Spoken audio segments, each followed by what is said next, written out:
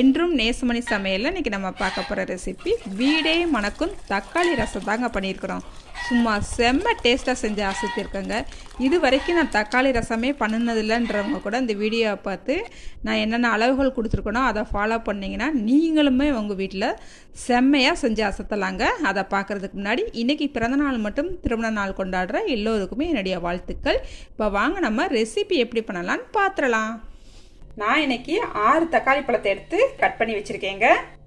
இப்போ இதை நம்ம வேக போட்டு எடுத்துக்கலாம். புளி நெல்லிக்காய் சைஸ்க்கு எடுத்துகிட்டு ஊற வச்சுருக்கிறேன்.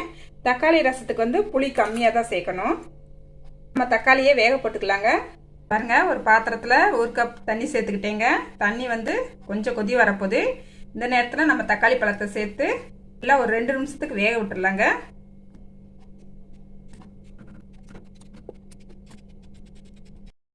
பாருங்க, தக்காளியை சேர்த்த அப்புறம் நல்லா கொதி வர ஆரம்பிச்சிருச்சுங்க. நல்லா ஒரு 2 நிமிஷம் நல்லா கொதிக்கட்டுங்க. தக்காளியை வேக போட்டு 2 நிமிஷம் ஆயிடுச்சுங்க. அடுப்பு ஆஃப் பண்ணிடலாம்.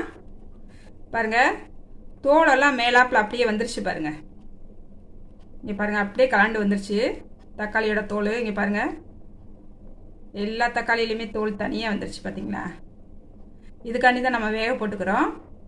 இப்போ இதை கொஞ்சம் நேரம் அப்படியே ஆற விட்டுறலாங்க. பாருங்க, ரொம்ப ஈஸியாக நம்ம தக்காளி தோலை எடுத்துடலாங்க. எல்லா தக்காளி பழத்துலையும் இது போல் தக்காளி தோலை எடுத்துக்கலாம். ஆறுனா பிறகு கூட எடுத்துக்கலாங்க. எல்லா தக்காளி பழத்துலையும் தோலை எடுத்துக்கிட்டாச்சுங்க. தக்காளி கொஞ்சம் ஆறுற நேரத்தில் நம்ம தக்காளி ரசத்துக்கு என்னென்ன அரைக்க வேண்டியதுன்னு பார்த்துடலாங்க. 1 ஸ்பூன் சின்ன சீரகம், 1 ஸ்பூன் மல்லி, 1 ஸ்பூன் மிளகு எடுத்துருக்கிறேன்.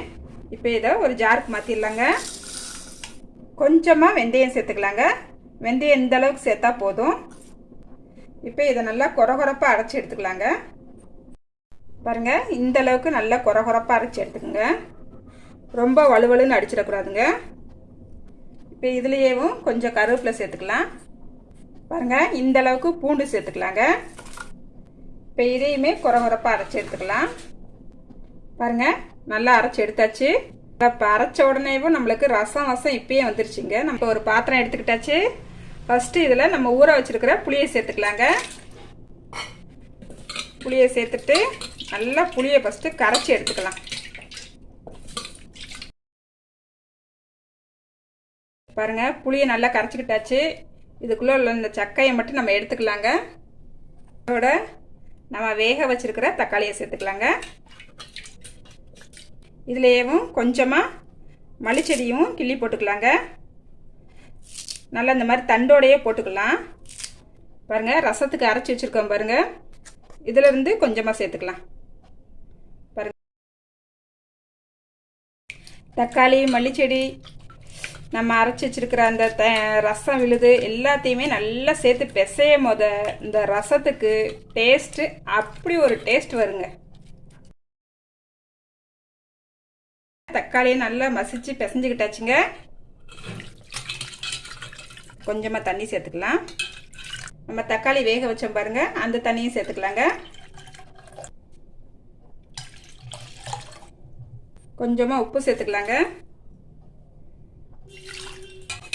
உப்பு சேர்த்து நல்லா கரைச்சி விட்டுட்டு புளிப்பெல்லாம் கரெக்டாக இருக்கான்னு பார்த்துக்குங்க. எனக்கு புளிப்பு கரெக்டாக இருக்குங்க. இப்போ நம்மளுக்கு ரெடி ஆகிடுச்சு. இப்போ ரசத்தை தாளித்து விட்டுருலாங்க. பாருங்கள், இப்போ ஒரு பாத்திரம் அடுப்பில் வச்சுக்கிட்டாச்சு. ரசத்தை தாளித்து விட்டுக்கலாம். ரசத்துக்கு கம்மியாக ஒரு 1.5 ஸ்பூன் எண்ணெய் விட்டால் போதுங்க. ரொம்ப எண்ணெய் விட வேண்டாம். கொஞ்சமாக கடுகு சேர்த்துக்கலாம். கடுகு வெடிக்க ஆரம்பிச்சிருச்சுங்க. இப்போ கொஞ்சமாக வெந்தயம் சேர்த்துக்கலாம். பாருங்கள், நம்ம ரசத்துக்கு அரைச்சி வச்சுருக்கோம் பாருங்கள், அதையும் சேர்த்துக்கலாம். இதுலேயே 2 வத்தல் சேர்த்துக்கலாம். பாருங்கள், 2 பச்சை மிளகாய் போட்டுக்கலாம்.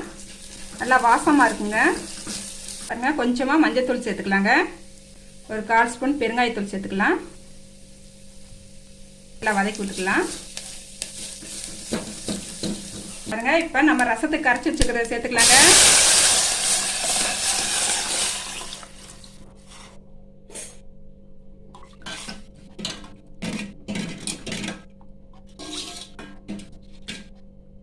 உப்பெல்லாம் முதலே செக் பண்ணிட்டேங்க. லைட்டாக இது ஒரு கொதி வரட்டும், அதுக்கப்புறம் பார்க்கலாம். பாருங்க, ரசம் நல்லா முறைக்குட்டி வந்துருச்சுங்க. தக்காளியை நம்ம ஏற்கனவே வேக போட்டிருக்கோம், அதனால கொதி விட வேண்டாம். இந்த மாதிரி வரவுமே நம்ம ஆஃப் பண்ணிடலாங்க அடுப்பை. கொஞ்சமாக மல்லிச்செடி மேலே தூவி விட்டுக்கலாங்க. ரசம் வாசம் சும்மா ஜம்முன்னு வருதுங்க. தக்காளி ரசம் இங்கே வாழைக்காய் உருளைக்கிழங்கு பொரியல் இந்த மாதிரிலாம் பண்ணி இந்த ரசத்தை ஊற்றி சாப்பிட்டோம்னா சும்மா கொண்டான்னு இழுக்குங்க. அந்த அளவுக்கு டேஸ்ட்டாக இருக்கும். பாருங்கள், மிஸ் பண்ணாமல் நீங்களும் இது போல் ரசம் உங்கள் வீட்டில் செஞ்சு பாருங்கள். செஞ்சு பார்த்துட்டு எப்படி வந்துச்சுன்னு கமெண்ட்டில் சொல்லுங்கள். லைக் பண்ணுங்கள், ஷேர் பண்ணுங்கள். மறக்காமல் வீடியோ பார்க்குற எல்லோருமே என்னோட சேனலை சப்ஸ்கிரைப் பண்ணிக்கோங்க. பாய். அடுத்த ரெசிபியில் பார்க்கலாம்.